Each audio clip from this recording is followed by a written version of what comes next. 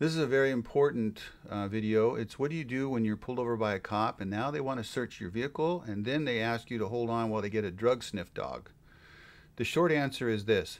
Remember the case, I'll put it up on the screen. United States versus Evans. It's only for the Ninth Circuit, but it's derivative of the Rodriguez decision in the Supreme Court, which all the states have to be bound by anyway, but there are nuances from state law to state law. Bottom line is that you do not consent to wait for the drug sniff dog to arrive.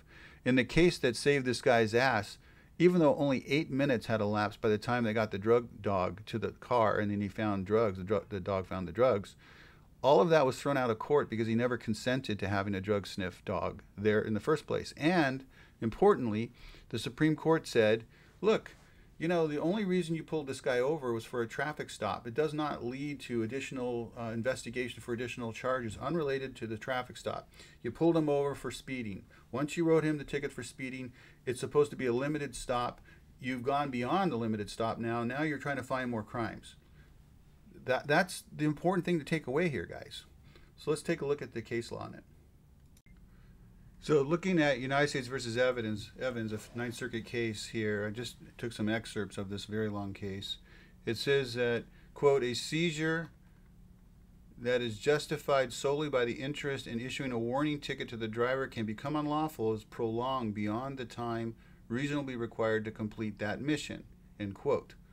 And then the Rodriguez case, as they said, fleshed out the principles. And it says, once the record checks were completed, Struble returned to the vehicle to issue a written warning to Rodriguez for his traffic violation, Struble obviously being the police. Although Struble conceded that the reasons for the traffic stop at this point were out of the way. So the traffic stop has been concluded. It's done.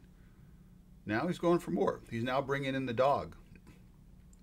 The officer nonetheless asked Rodriguez for permission to walk his dog around the vehicle.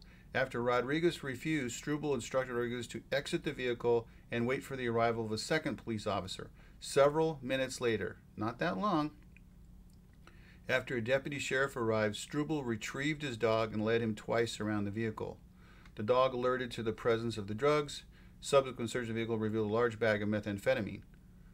All told, 7 or 8 minutes had elapsed from the time Struble issued the written warning until the dog indicated the presence of drugs. So a lot of people say, 7 or 8 minutes, what's the big deal? That's not the issue, even though it sounds like it's not a violation because there's not a lot of time elapsed here. It's not like he had to wait all day. It's still beyond the permission, the constitutional limits of the initial stop, which was for a traffic citation. It says, vacated the judgment using Terry once again. A traffic stop is supposed to be a relatively brief encounter. The tolerable duration of police inquiries is determined by the seizure's mission. And then it says, authority for the seizure thus ends once you've addressed the issues for the violation. Tasks not related to the traffic mission, such as dog sniffs, are therefore unlawful if they add time to the stop and are not otherwise supported by independent reasonable suspicion of wrongdoing. So if they had they smelled the odor of marijuana or they smell the odor of alcohol or something like that, and that gives them the reason to allow the drug dog to be there. But they just can't manufacture it so they can find more charges to get against you. I get people on here once in a while, not many, and they dispute that the police have the right to ask for a driver's license, proof of insurance, registration. That's all bullshit. You know, these are all bullshit laws. So I'm going to pull again the citation, and there's so many of them in California that it's a time-wasting exercise for us to even go through it. But just so you have it in black and white, this again is from the case I was just quoting you, Evans. Quote, when stopping an individual for a minor traffic violation, quote, end quote again, an officer's mission includes ordinary inquiries incident to the traffic stop.